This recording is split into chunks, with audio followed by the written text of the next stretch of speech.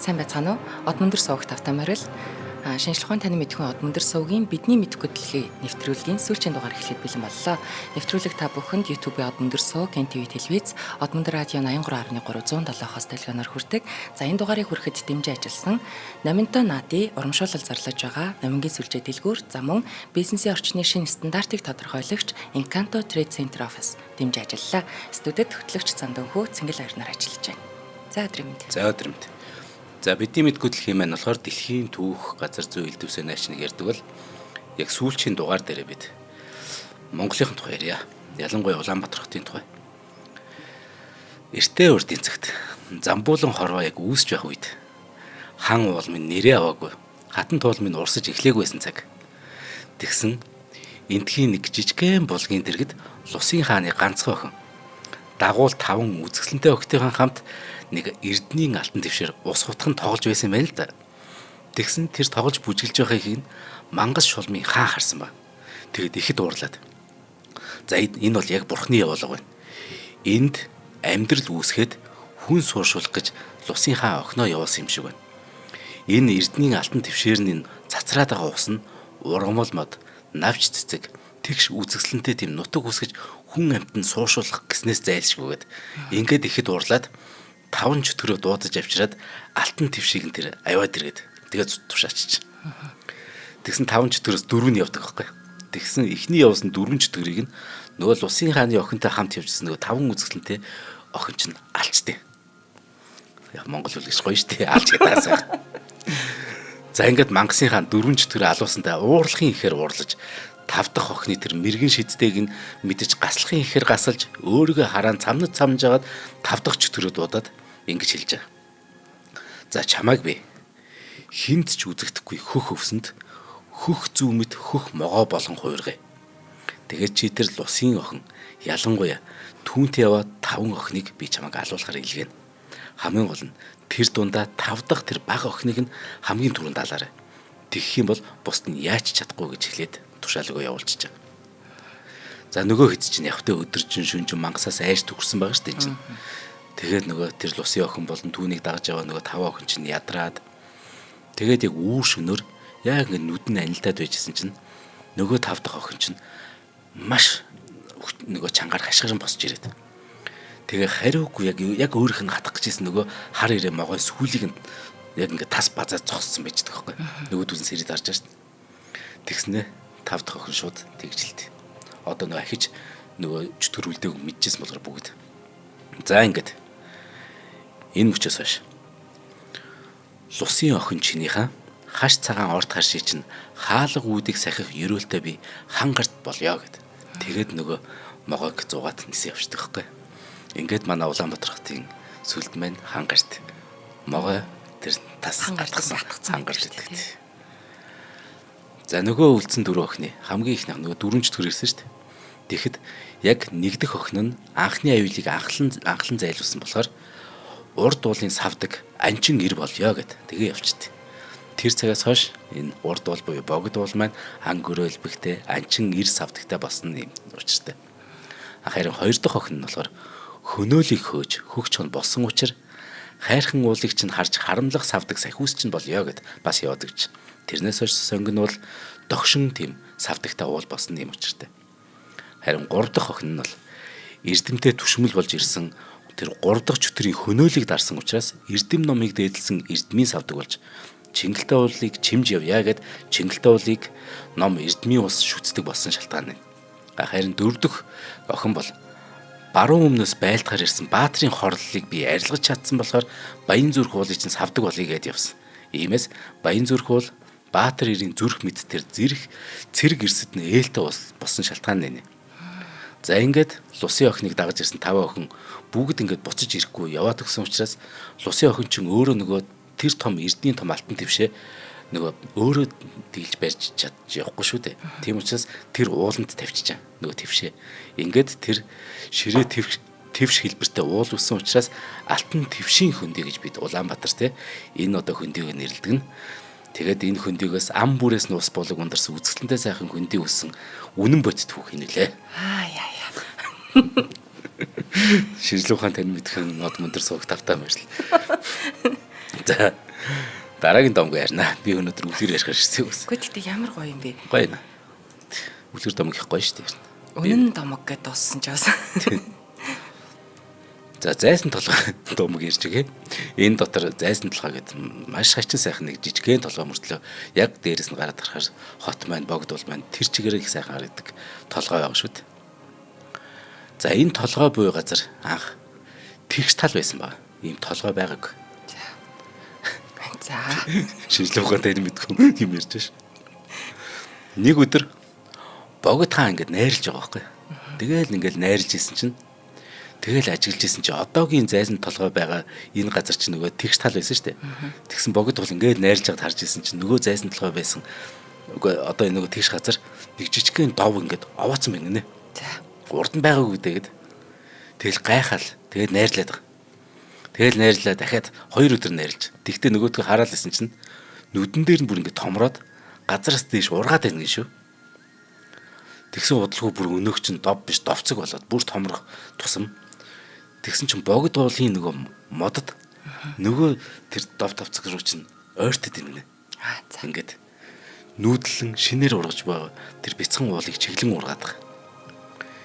Тэгэхээр энэ бүхний гайхшин хар суусан богд хаан шадар сайдуудаа бүгдийг цуглуулад их хуралдаа зохион байгуулад за энэ довцог юу болоод байна? Энэ модод юу болоод байгаа юм гэсэн чинь бүгд мэддэг вэ? Юу болоод байгааг нь мэддэг. Тэгсэн нэг цэцэн түшмэл ингэж хэлсэн ба. Энэ төвдийн их хувилгаад Монголын модыг эх орондоо авчиргээд тэгээ газрын хэвлэгээр нэгэн уулыг явуулсан байгаа. Одоо тэгэхээр газрын хэвлэгээр нэг уулыг за бүх тэр Монголын модыг аваад иргээд тэгж энэ төвдийн хувилгаад явуулсан байна. Энэ уул тэндээ бол алдар цолгүй зүгээр энгийн нэг уул. Иймд нэр цолд ихэд дуртай байж таарна. Тинчэн ямар цолгүй юм чинь.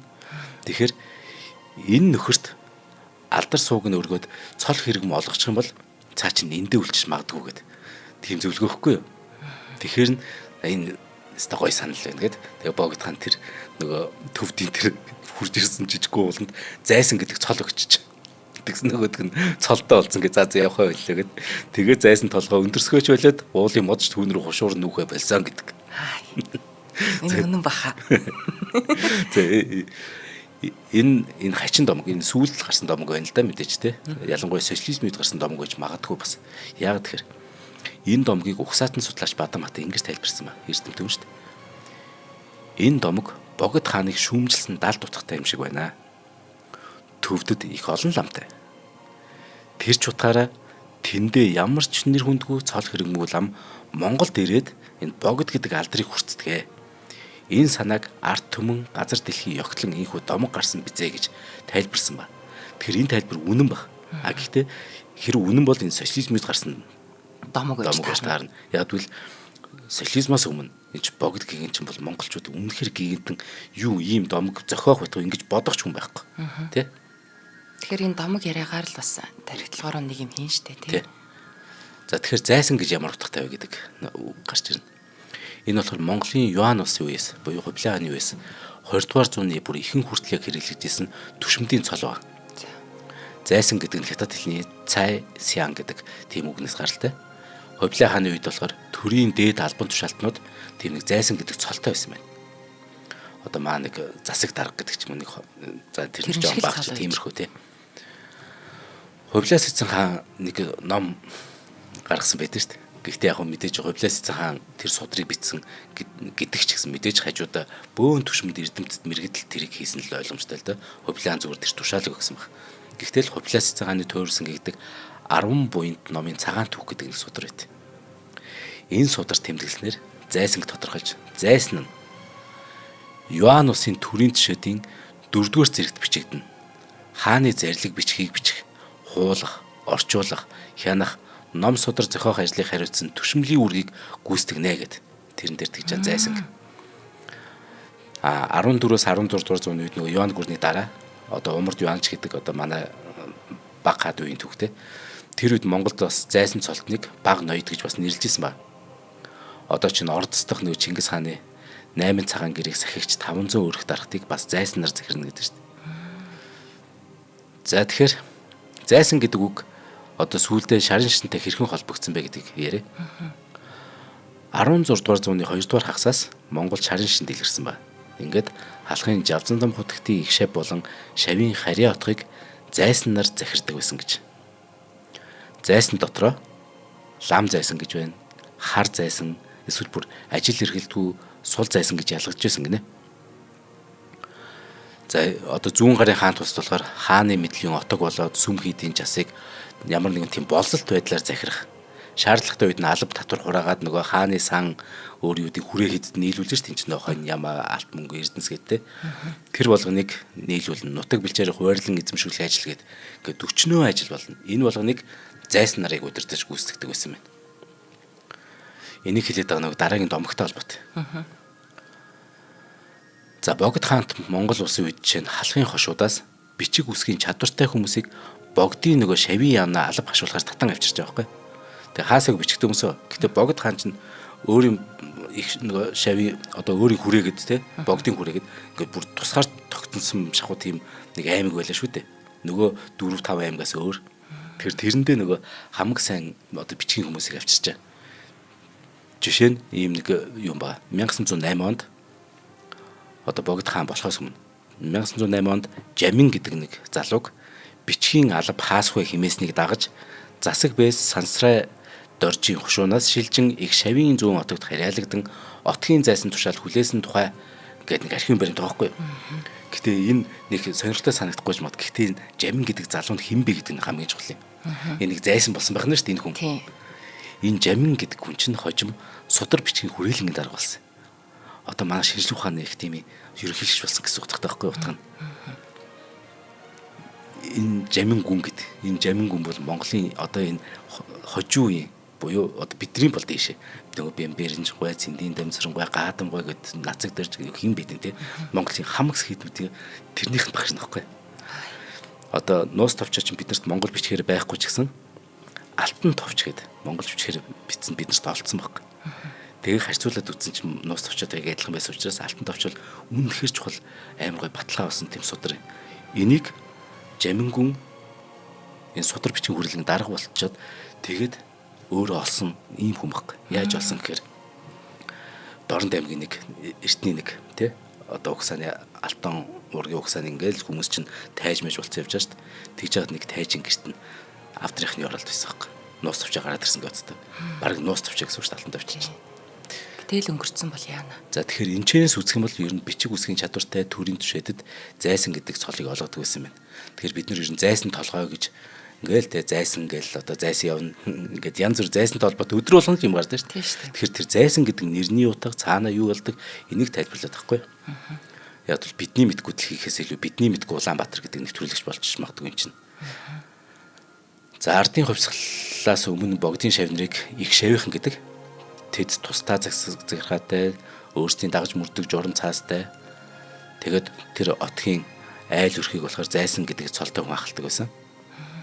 Шавнар нь болохоор жил болгон л энэ богд эзэнтэй бараалхан мөргөн. Энд чинь одоо хаасайг л байгаа шүү дээ богд. Тэгэл энэ тэндээс ирнэ шүү дээ. Одоо чи одоо яг тэр шавийнх нэг бүсгүй гэж бодъё л да. Тэгээд чиний эзэн чинь мэдээж богд хаан шүү дээ. Тэ? Богд эзэнтэй чи бараалхан жилдээ нэг удаа.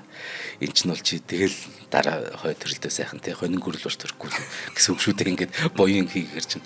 Тэгэхээр тэрэнд нь юу хийж болох вэ? Нэг өөр ингэсэн те хойно яма мама тимээ адуу өөр нэг бэлэгсэлт юу ч хийж болно шүү дээ. Хадаг яндар. Тэгэхээр тэр идэ ундаа ол зомгийн дээж өргөдөг жил болгоо.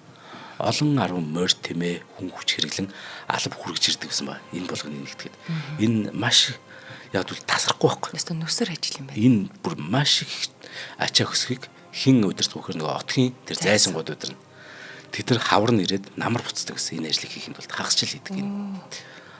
Алс холоос ирсэн богдын шавнар ч нөгөө адуу малтайгаа богд уулын арт талын нэг аманд бүгдээрээ бууна. Одоо чи нэг аманд буухна шүү дээ, тий?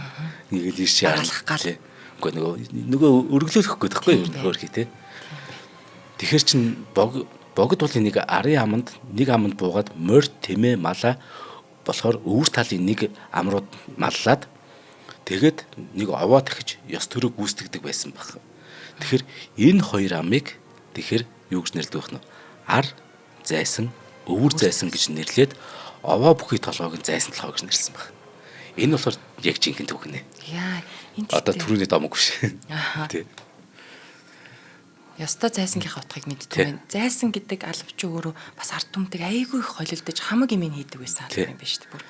Тэгэхээр одоо хоёр ам байгаа шүү дээ. Ар зайсан, өвөр зайсан гэд тэндээ бүгдээр ингээл адуу малтайгаа ингээд хөөрхий байж байгаа. Тэгээд зайсан толгой дээр овоогоо тэгтгэлсэн байгаа байхгүй.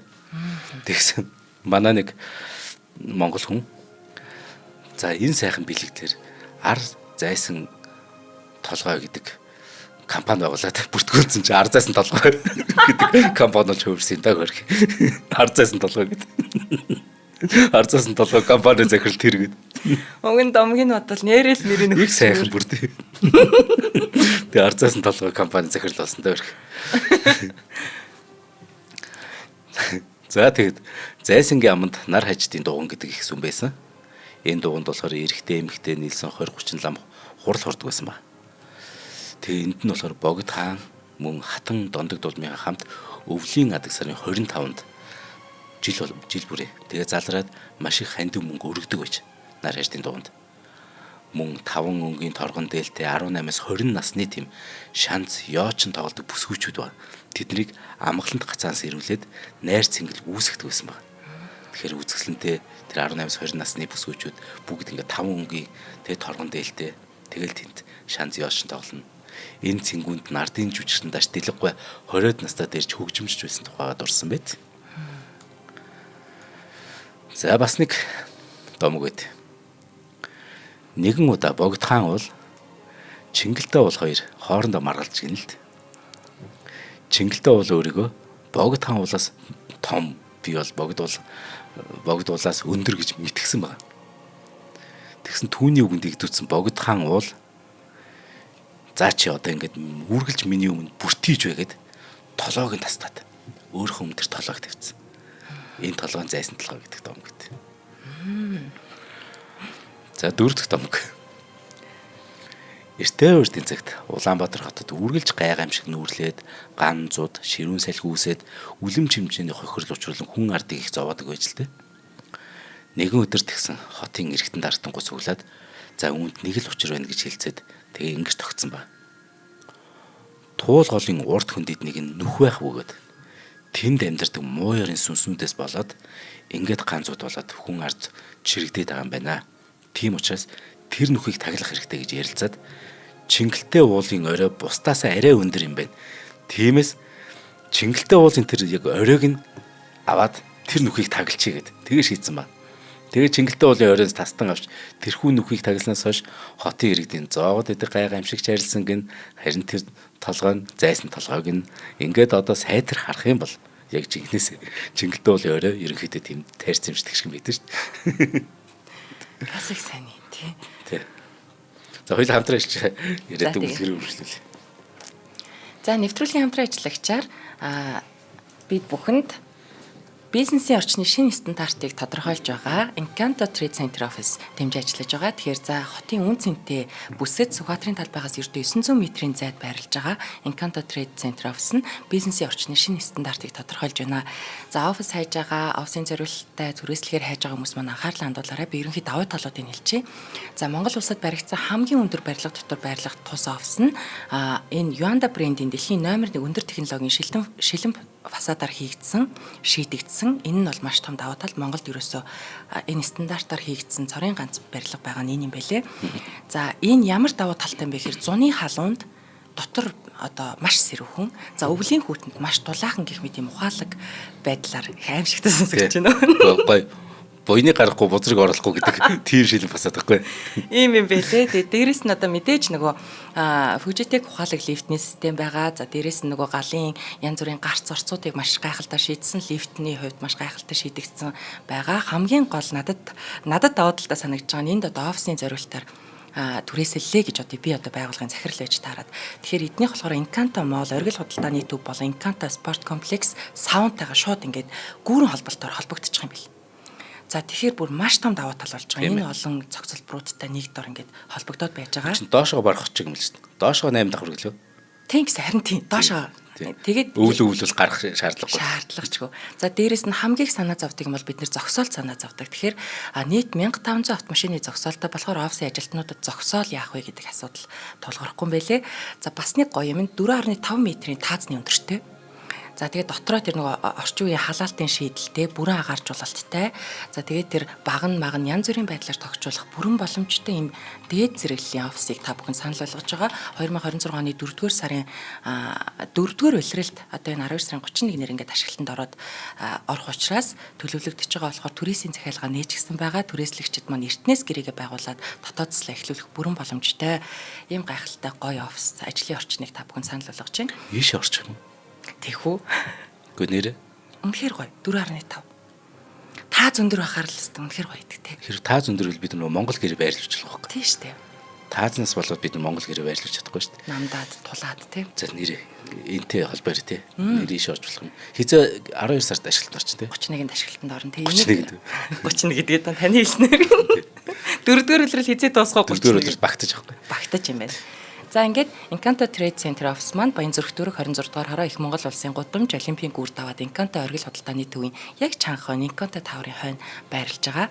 9919 15 22 94-1 8858 94-5 8858 утасны дугаараар та бүхэн маань холбогдоод хамтран ажиллах бүрэн боломжтой нэвтрүүлэг дэмжиж ажиллаж байгаад баярлалаа.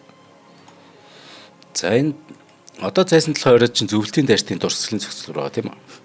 Халахын голын байлдаанд ирлэхээр байлдж амиа алдсан зөвлөлтийн цэргүүдийн дурсгал болгож энэ зохицлыг барьсан шүү дээ. 1969 онд хишигт гэдэг одоо хүнээр ахлуусын уран барилгач барьж эхлээд тэгээ 2 жилийн дараа 71 он буюу ардын зохицлын 50 жилийн ойгоор нээлттэйсэн ба. Яг зөрөд тэгшөөгөр зохицлын яг доод хан дээр нь энд зөвлөлтийн дайртын дурсгалыг тэнгэрт нартай хамт мөхлөвөө. Газарт галтай цуг дархлаваа гэдэг ийм гоё үг сэлсэн мэт. Гişгүүрийн багтад тоолдог гэсэн. 662 гişгүүр гэдэг шүү дээ. Тийшээс нь тоолж болно гэж хийх ажил үлээж дээ баг. Одоо ч хийх ажилтай байгаад үгүй хийх ажилгүй байсан чинь залах үрээд шатаар өгсөж чадахгүй бах тий. За ингээд энэ 300 м шатаар дээш өгсөн гэсэн үг. Тэгээд зөвлөлтийн цэрэг ирийн хөшөө бүхий тэр дугуй ханаар хүрээлэгдсэн талбай төрнө. Талбайн төв дунд нь 3 м-ийн голчтой мөнхийн гал буюу тулга байгаа юм чинь. Амир өгсөн дайртын гэгээн дурсгалыг үрд дурсан санахын бэлэгдэл юм шүү дээ. Дугуй ханы тойргийн урт нь 60 м. Төмөр бетоноор зутгаж хийсэн. Ханы гадна талаар нь болохоор Монгол зөвлөлтийн тэр гавьяаны одонгуудыг тоолгон сэлээд Монгол үндэсний хээ уулзаар чимсэн. Харин ханы дотор талд нь шилэн шиг төмлийн арга гэдэг гоё арга эртний. Тэрнгээр уралсан хоёр орны ард түмний найрамд харилцааг он дараалал илэрхийлсэн зураглал бий. Гэхдээ энэ анх өөр хөшөөс. Тийм үү. Энийг хэлэх гэж мангар урт юм ярьдаг нэс. Гэхдээ өмнөх бүх юм бодлоо гэдэг чинь.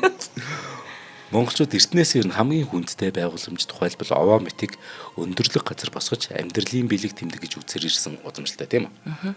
Энэ уламжлалын дагуу бүгд найрамдах Монгол ард улсын эрх чөлөө, тусгаар тогтнол, хувьсгал тоолд амжилтыг харийн түрэмгийлжтээс хамгаалсан удаа дараагийн байлдаан тэр алтан амиа өргөсөн зөвлөлтийн эрлэг дайртын дурсгал зориулсан гэрэл төвшөө гэдэг зүйлийг 1956 онд зайсан толгой дээр анх босгосон ба. Энээс өмнө эн чинь зүгээр яг эртний уламжлалаараа нөгөө аваал байсан тийм. Тэгээд 56 онд яг эрлэг дайртын тэр хөшөөнд зориулсан. Энэ хөшөөг энээс өмнө зөвхөн аваа байгаагүй юм шиг байна.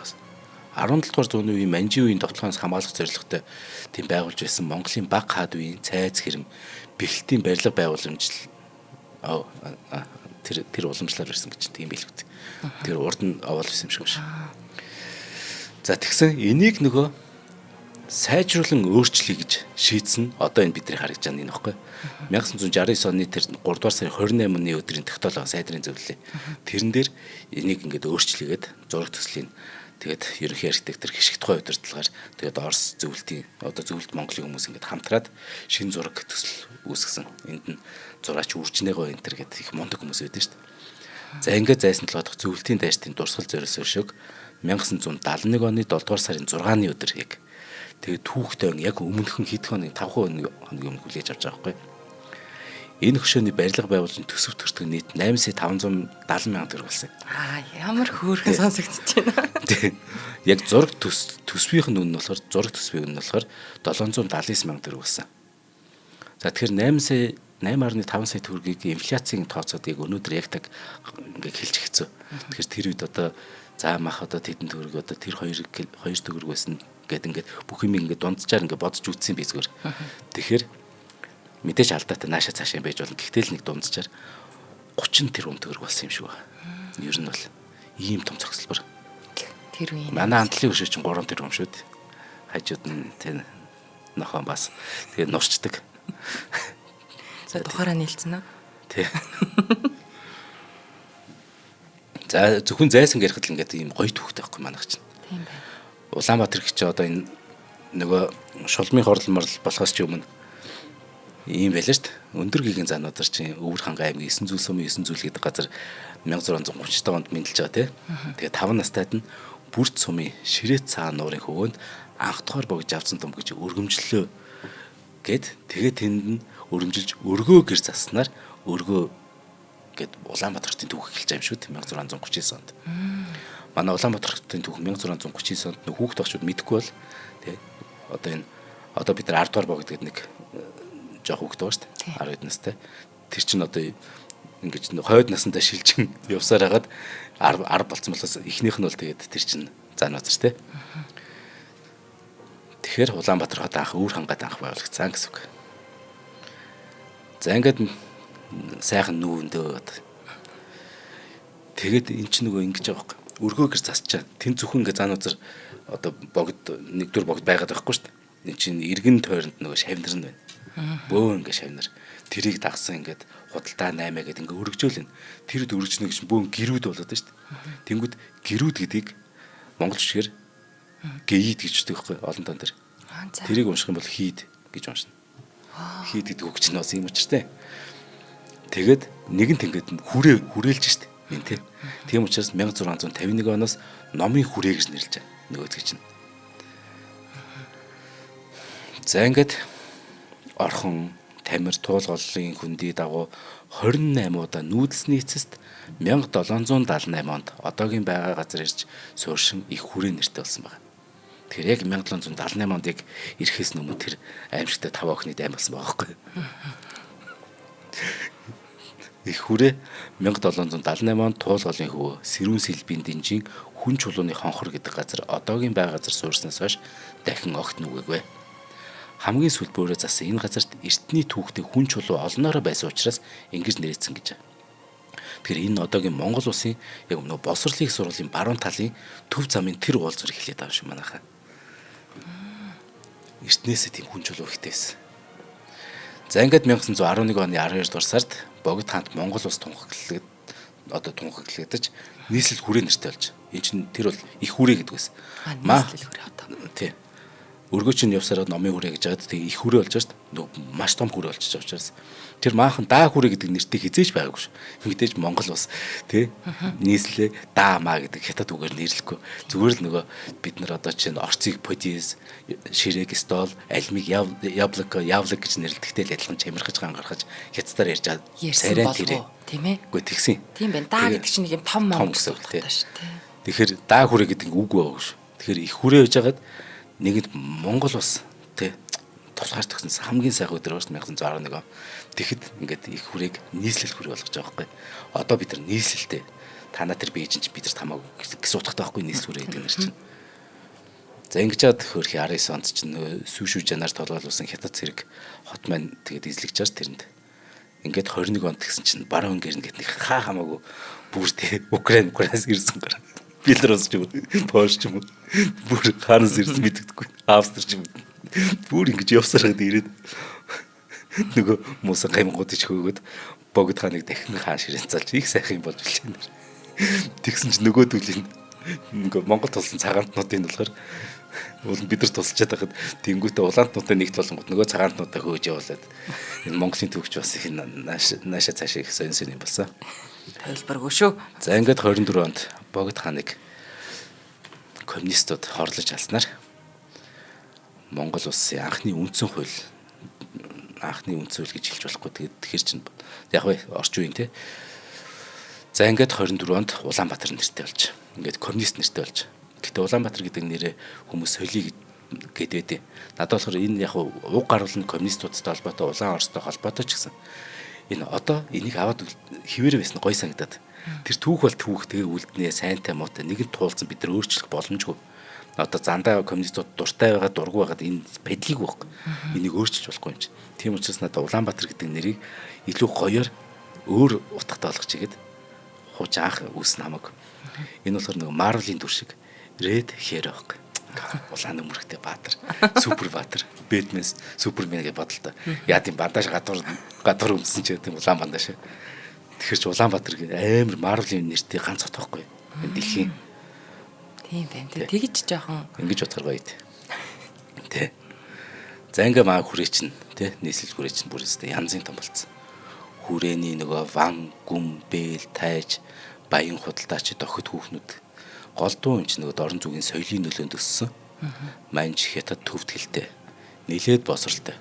Түүний зэрэгцээ хүрээнд байсан Оросын консул нөгөө Орос худалдаачид цэргийн сургагч цэргүүд олноороо ирээд тэгээ банк, сургууль, клуб нэгснээр Оросын соёлын айжмаар нэвтэрч эхэлж байгаа юм байна.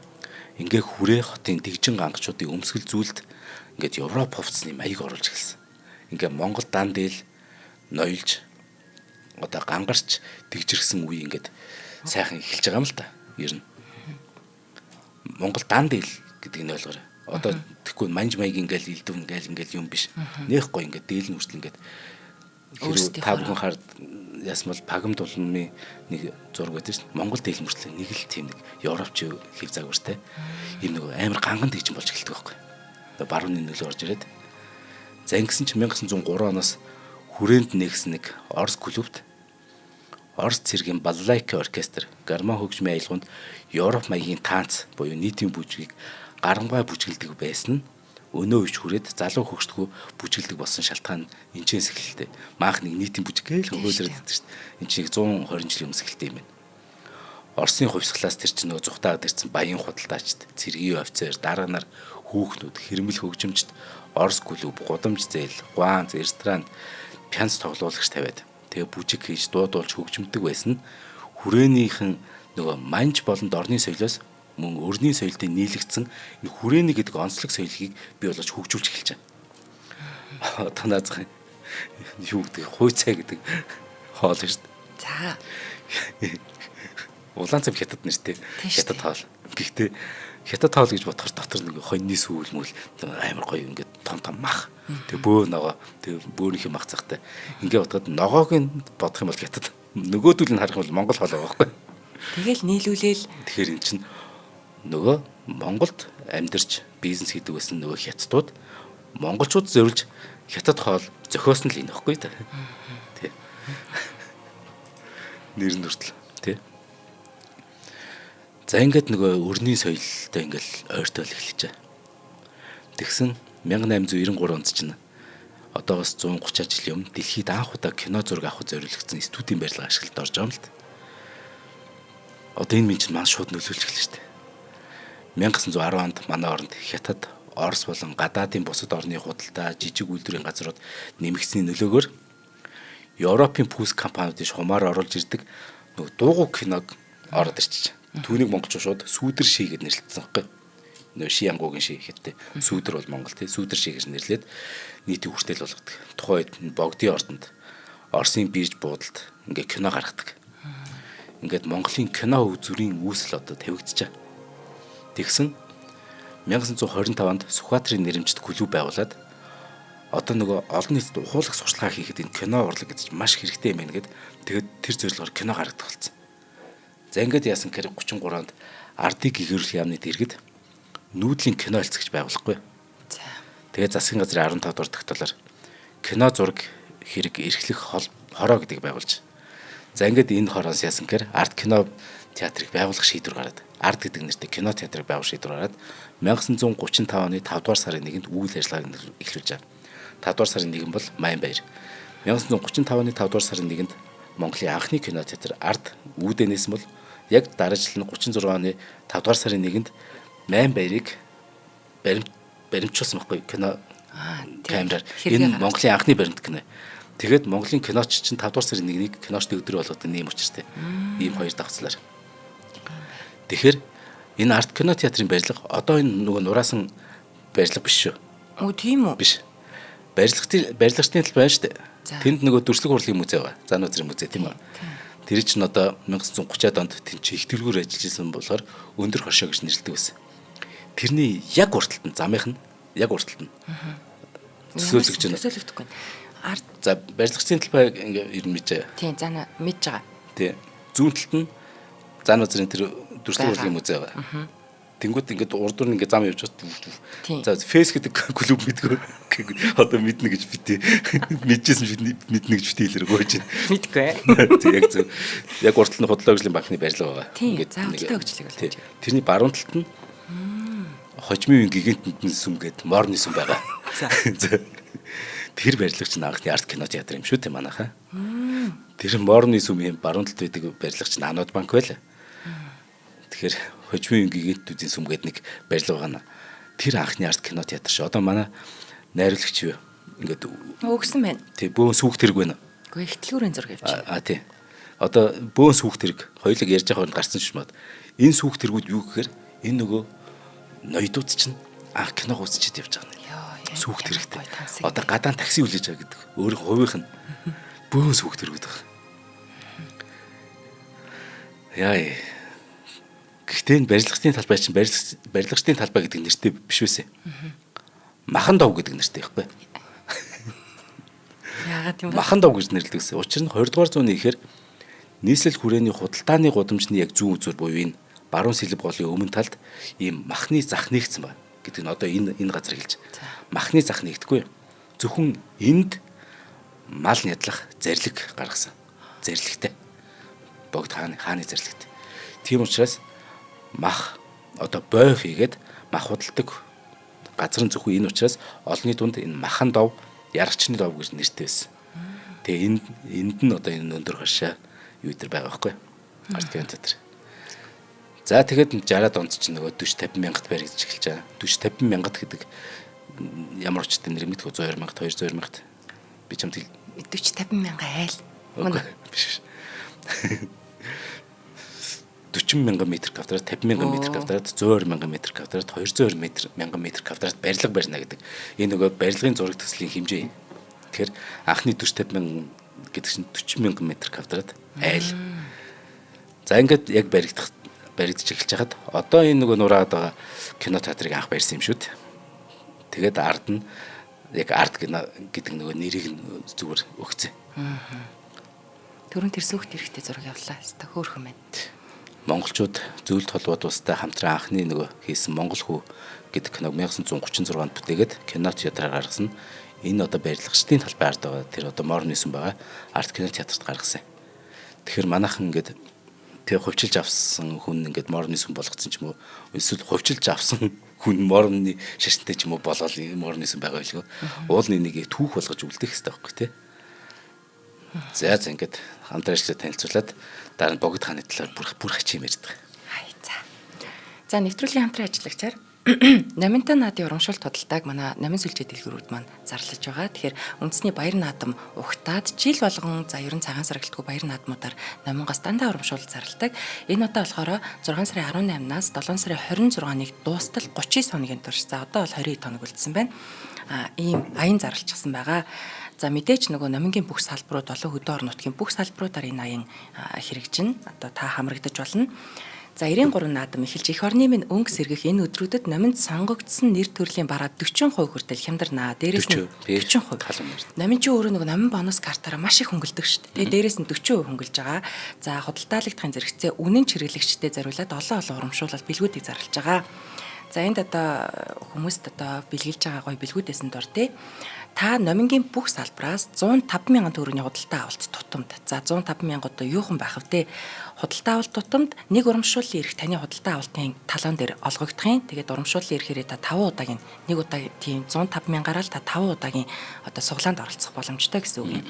За 7 хоног бүр 11 хэрэглэгч буюу нийт 55 онцгой хэрэглэгчийг шалгаруулна. За эндээс 12 оронтой код бүх урамшууллын эрхээрээ 55 ёо 55 онцгой хэрэглэгчийн нэг болох юм бол супер 5 хэрэглэгч Kawasaki брендийн мотоцикл. За 50 хэрэглэгч агаарын тээврийн Чингис Airlines NTT компани орон нутгийн нислэгийн хоёр талын хос дийз. Ойн гоё юм шүү дээ. Тийм багаз орон нутаг руу стагялс очоод наадмар жинхэнэ ядрахгүй амрах боломж. За ийм бэлгүүд за нэр дурдах юм бол бүтээгдэхүүнээс болоод зөндөө бэлэг байгаа.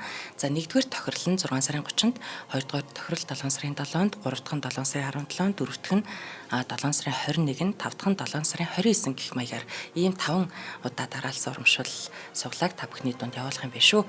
За ингээд бас нэг юм хэлэхэд та хэрвээ номингийн хэрэглэгч байгаад бонус карттай байгаад картын нөгөө бонусын хувь чинь 3% байж байгаа 4% болж өсөх юм бол шинжлэгдэж өсөж байгаа тэр ихний 820 хэрэглэгчэд бас тэр 105 мянган төгрөгийн бонусаа өгж байгаа. Эм тэмдэглэгээ бүхий бараануудаас та 50% хөнгөлүүлээд авах эрхээр энэ 105 мянга эдэлж болох юм байлээ шүү. За ингээ урамшуул зарлж байгаа 8-нд баярлалаа. Очоод манайхан 8-гаар үйлчлүүлэхдээ давхар баахан бэлэг авах нэ. Баярлалаа. За 100 мянган франк буюу өнөөгийн аншаар бараг 1 сая долларын шагналтай автоуралдаан 1907-нд анх удаа зохион байгуулагдсан байна. 1907 онд бүр. Яг тэр нөгөө тэр чин дөнгөж мотортой машин гарч ирж байсан үе. Нөгөө хэдэн мянган жилийн турш мориор уралж байсан хүмүүст мотор тэрэг зохион бүтээдэнгүүд мэдээж тэр цагаас яг тэр өдрөөс эхлээл хоорондоо уралдах нь тодорхой л байхгүй юм чинь. Дэлхийн дээр. Тэгвэл энэ уралдаан хаанаас хаа хүртэл байсан гэхээр Бээжин хотоос Парис хүртэл байсан. Өөх 14994 км буюу 6 км нэх юм бол яг 150,000 км зуулах замыг туулах энэ уралдаан Монголын нутгаар дайрч өнгөрөх ёстой байсан. За. Чичан гэдэг зүйл сургийн төдий байсан болохоор монголчууд бүр үзээгүй маа үзэж ихэд гайхсан. Энэ чинь бүр богд хаан хүртэл өөрийн биеэр энэ ирээд уралдаанд оролцох ёстой уулзаад гэрэл зураг татуулж байсан. Тэр юу нэг байгаа шүү дээ. Бээжин дэх Франц элчин сайдын байрны өмнөөс 1907 оны 7 сарын 10-нд хөтөлсөн байна. Манайхаар бол баг яг наадмын өмнө өдөр. Тэр 7 оны 7 сарын 10-нд Франц элчин сайдын өмнөөс тэгээд төрүүлсэн баг нь одоо тэг сая доллар авна. 8 сарын 10-нд Парист очсон байгаа шүү дээ. Нэгэн сар эдгээр явж чадсан ба. Нэг сарын дотор. Уралдаанд болохоор ямар баг төрүүлсэн гэхээр Италийн баг төрүүлсэн. Төрүүлсэн жолооч нь хэн бэхээр Италийн ханхүү Сципиони Боргес гэдэг хүн. За юу ханхүү гараад ирвэ гэж гайхаж байна. Мэдээж тэр үед хязгааргүй баячууд язууртан ихэс дээдсүүд л автомашин худалдан авч чадвартай. Мөн уралдааны замд гарах чадaltaй байсан учраас ханхүү хүн эсвэл хаангүй төрүүлэх нь тодорхой. Эсвэл маш баян хүн. Рокфеллер ч юм уу. Нэг хэсэндээ автоспорт гэдэг нь бүр дээдсэн, бүр маш дээдсэн тийм цэнгүүн байсан гэсэн үг. За тэгэхээр энэ хооронд тэгвэл яаж шатгуунаа дүүрдэг байсан бэ гэдэг асуулт гарч ирнэ. Тийм байна. Ийм халаа тий. Тэгэхээр уралдаан болохоос өмнө түш атсан тэмээнүүд урчиж хөдөлсөн. Тэгээд тодорхой цэгүүдд ингээд өртөөнүүд байршуулаад Парис хүртэл. Тэгээ уралдаанчдыг ирэхээр нь түшээр хангаж ирсэн ба. Баячаад өстэй тэр наадах гад бүр. Төрүүлсэн жолооч нь Италийн хаан хүү гэсэндэ энэ нөхөр өөртөө бүр үнэхээр ихтэй байсан гэж.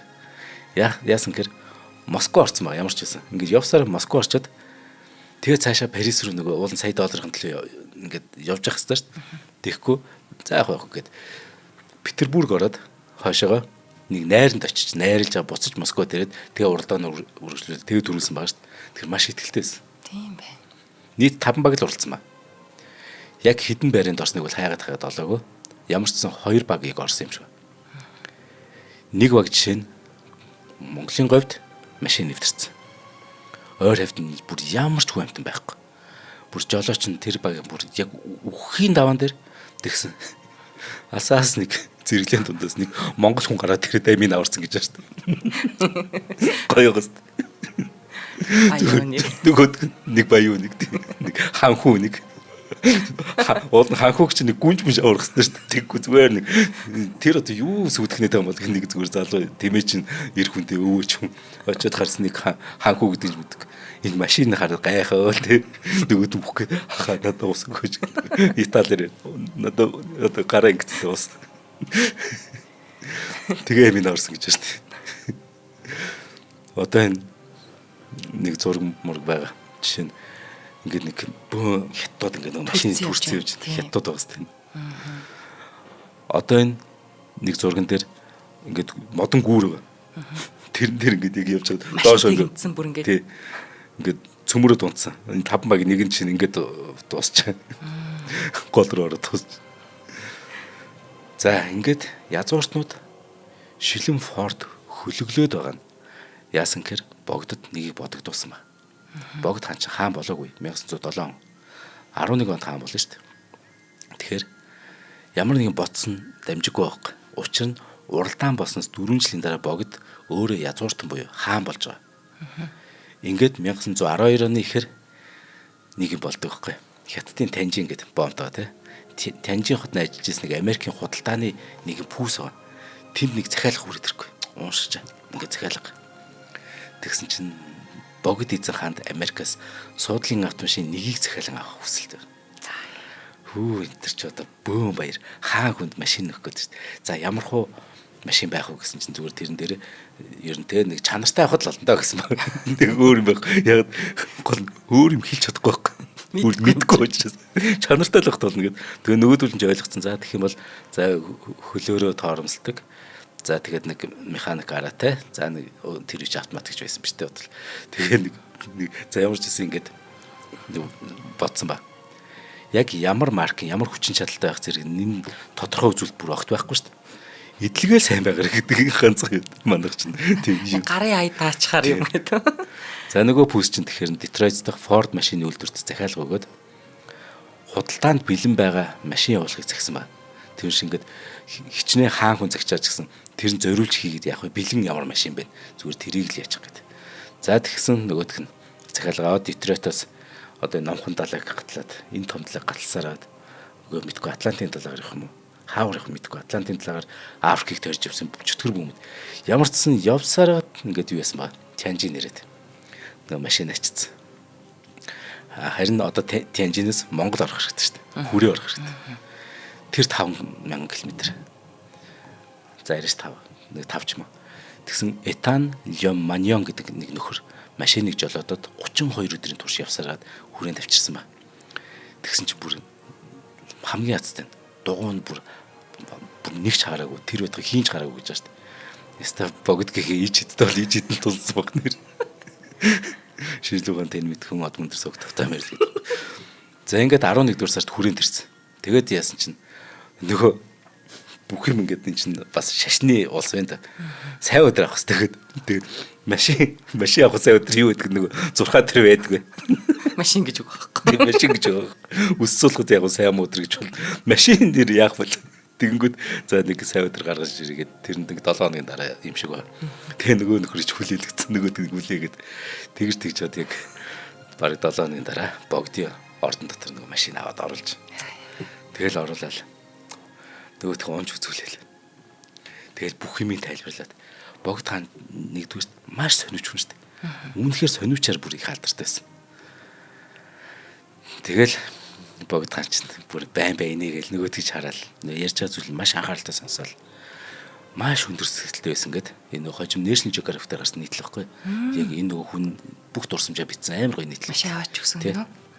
За ингээл машины дэнгийг тайлбарлаад юу юунаас боломжтой зүгээрээ гэд бүгдийг нэгээс тайлбарч. Ялангуяа аккумуляторын нөгөө цахилгаан гүйдлийн талаар тайлбарлах үед богд хаан ч өөрөө сэрэг байхгүй. Маш ухаантай шүү дээ. Тэнгүүт түшмдүүд нэг яг тэ жоохон нөгөө мэдлэг мод хүмүүс дунд нь байгаа шүү дээ. Тэгэхээр аккумуляторын хайрцагт гарыг нэг хүргээд за чи наана хүрэг гээд богдын үгэл үг биш. Лүндэн шүү. За ингээ хүргээд. Тэгэхээр нөгөө юм асаагаал нөгөө баг хүчлийн цахилгаанд цэнэгт ингээ зохиолоод нөгөө чөтгөр дотор норчлаа гэж ойрлоод.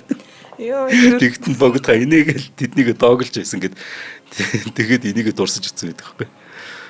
Гоё яз. Ямар яхтар гэнтэй бас тэдрээрээ тоглохтой байгаа юм чимэр. За ингэ тусах би бүр. Өө тийм үү. Сэн дуусти.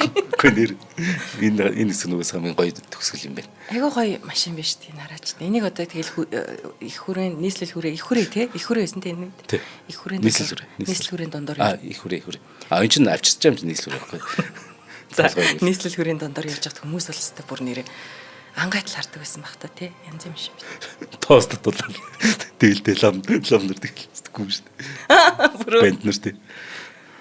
Аа Гоё яла. Нэрэл өстө бидний мэдхгүй дэлхий гэж тий бидний мэдхгүй Улаанбаатар гэдэг нэвтрүүлэг боллоо. Баярлалаа. Бид бас нэрээ мэддгүй шүү. Надад бол бүр тэгтээ фэйсбүүк гэж юу ер нь. Арцаас нь толгойлгоо ил. Тий артист нь толгой гоё яла. За баярлалаа. Шинжлэх ухааны таны мэдхгүй од мөндөр сууг та бүхэндээ бидний мэдхгүй дэлхий нэвтрүүлгийнхаа сүүлчийн дугаарыг хүргэлээ. Нэвтрүүлэг YouTube-ийн од мөндөр сууг, NTV телевиз, од мөндөр радио 83.3 107 хостелхоноор та бүхэнд хүрлээ. Энэ дугаарыг хүрэхэд дэмжиж ажилласан Наминтон наадын урамшуулал зарлаж байгаа Номин сүлжээ дэлгүүр мөн бизнесийн орчны шинэ стандартыг тодорхойлж байгаа Encanto Trade Center Office дэмжиж ажиллалаа. Студид Занданхүү Цангил баярлалаа. Баярлалаа. За баярлалаа.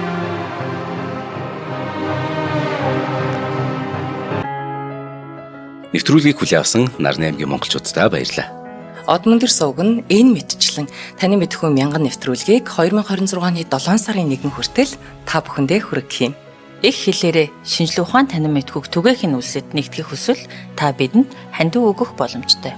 Жилдээ ганцхан удаа 100,000 төгрөгөөр биднийг дэмжснээр шинжлэх ухаан танин мэдхүйг түгээх энэ үйл хэрэг амжилттай үргэлжлэх юм. Од мөндөр нэр дээрх Худалдаа өвчлийн банкны дансгаа 4191 Тэг 4518. Та 100,000 төгрөгөөр шилжүүлэхдээ гүйлгээний утга дээр нь өөрийн нэр болон утасны дугаараа заавал бичээрэй. 100,000 төгрөг хандалснаар Од мөндөр суугийн алтан гишүүн болох юм а. Шинжлэх ухаан танин мэдхгүй Монголд ялах болтугай.